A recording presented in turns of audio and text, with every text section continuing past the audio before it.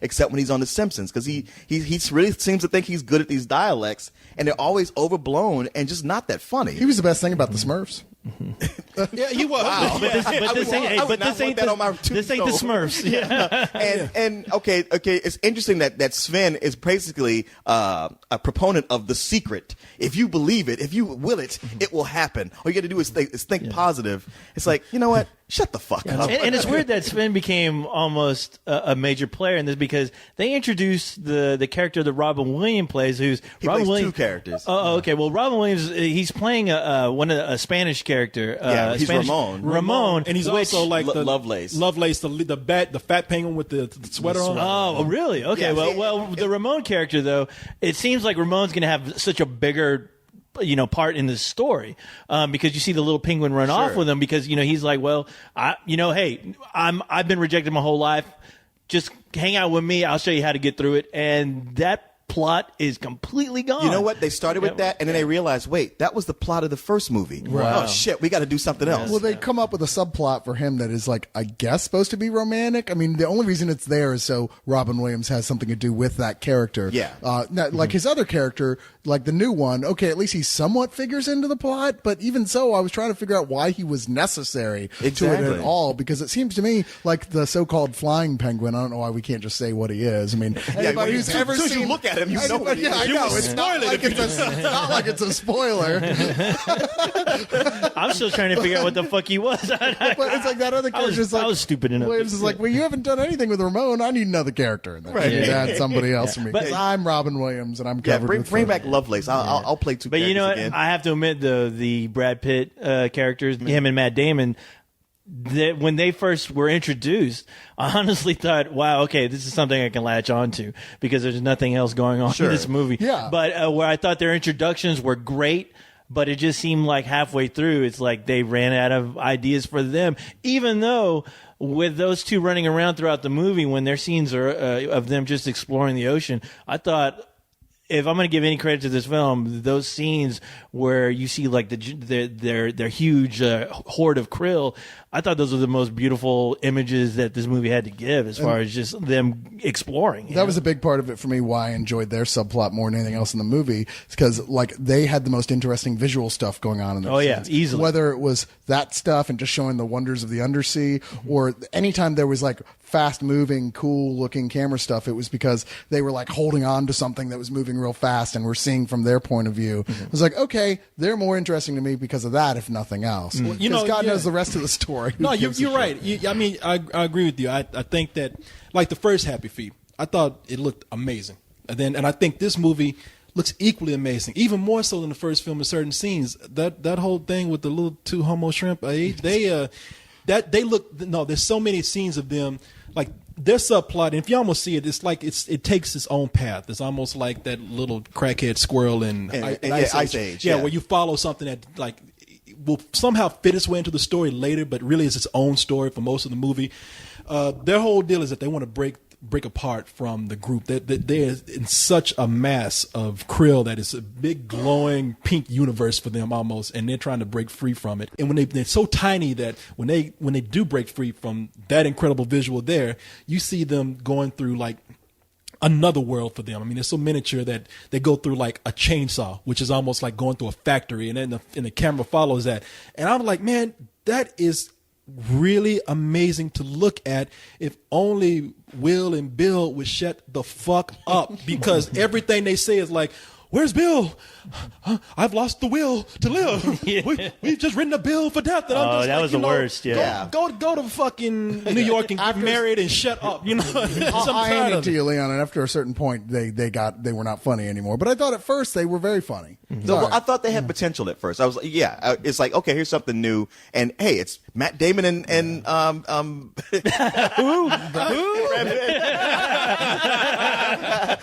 I'm awaiting. I got it. Matt Damon. Matt Damon and Brad Pitt. So you're like, okay, we'll see what they're gonna do. But after a while, I'm like, wow, they're just talking to fill space, and they won't say anything funny. And if you're not, then get off the screen. Yeah, Stop it. you know, at some point, there's too much going on. I wish already. they would have made a Mad Lib, because I guarantee you those two guys together, if they're even in the same room together, they probably could have come up with a lot more interesting plot than what they gave them. I mean, Yeah, and that's unfortunate, and that's the saddest part about this movie, because just- all those subplots, they end up like that story. I mean, they really do. I just have the shrimp. I would have liked for them to just come out and just be a gay stereotype. Just have one of them just say, "Hey, you know, I don't." Seriously, I don't Neil care. Patrick Harris wasn't available. You would have done it. too busy doing He would have Harold done and it better. Kumar at the I'd time. rather see that in its own movie and not like subjected to the He rest did of Harold the and rest of this Kumar? shit. Well, and that's the thing with Bill and Will. It's like it really felt like that was an idea for a different movie, and they just thought we don't have enough for a whole movie. Let's piggyback it on. Like they had started developing it and had built the characters already, Yeah. and they're like, you know what, the movie didn't get greenlit, but let's try and pitch it as something to attach to another film. Yeah. And I can see that, and I think in that context there wasn't too much of them on the whole. I mean, they're really a very small part of this film, and I thought it was just enough that I never really got irritated with them. I mean, it wasn't very much of the film, which is to say the rest of the main characters I did get sick of.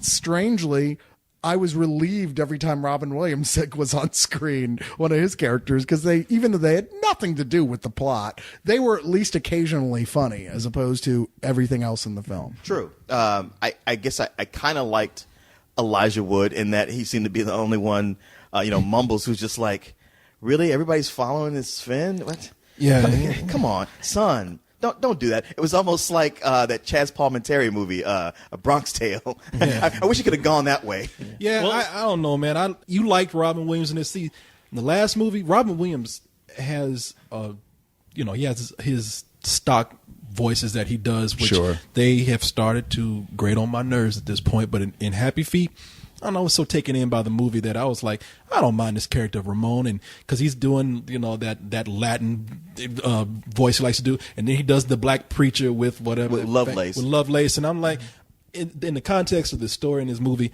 I like it. This just sequel for the sake of being a fucking sequel.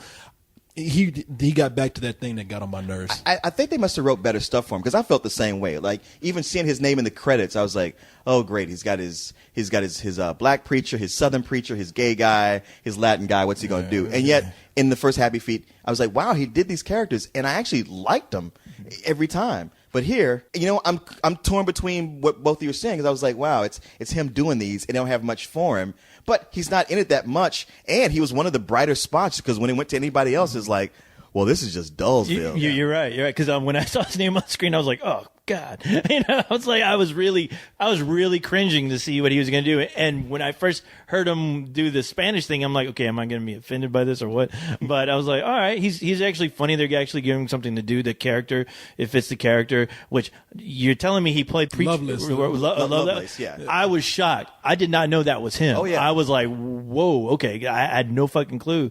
But yeah, I mean, I thought, yeah, those two guys that he played, they had their moments. They had their fun moments. But like I said, once again, it gets drowned out by the rest of the noise of this film. Yeah, you're right. I think Robin Williams, it didn't bother me through the whole film. It's just that it was more transparent here. I tell you what it was. I mean, it was him, sleepwalking. He phoned that in for this, and I was Yeah. just like, Everyone phoned it in. Everyone did. Yeah, they did, and the voices that they have in there, they don't do much. Brittany Murphy died, so they couldn't get her back to do the voice. It got Pink. I mean, that could have been any chick. Could have been. You're right. Yeah, that could have been anybody. That could have been Dr. Doomfall. But and then they had Common, and they got like certain people that just to talk urban. You could tell this movie. Oh. No offense, Cyrus, but this movie was. Forgot about It that. was written, and when I say white people, when I say white people, I'm not talking about all white people. We got Not you, Cyrus. Yeah, You're not cool. you. I don't care. You can make fun of no, white no, people. We're talking about corny white people like we got Eminem now. Come on, but you would You're never, talking about Hallmark white people.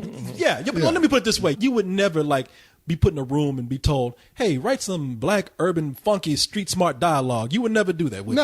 No, they don't. Nobody comes to my table at Cracker Barrel and goes, "Hey, we need someone to write a great upbeat funk song."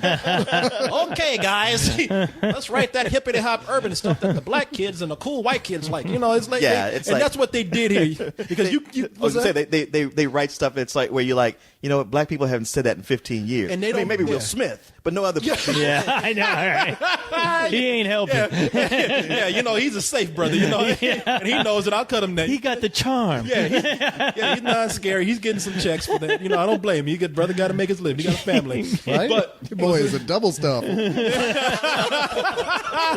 Damn. But they got penguins who are not only saying things, because for example, they got Common for no reason other than he's like, yo man, I can't jump that far. You know, it's like, for real? Come on now. And then they got like the little penguins that talk black, and they showed in the trailer, and Cyrus and I looked at each other and like, this is going to be horrible. We cannot, we dread going to see this movie. It's when the little penguin came out of Rhythm Nation, and then you heard them penguins in the background. And that little penguin popped out between somebody's legs. Don't call it a comeback. With those fins, he was doing those moves from the 80s. Yo, I've been here for years. Washing my clothes with cheers.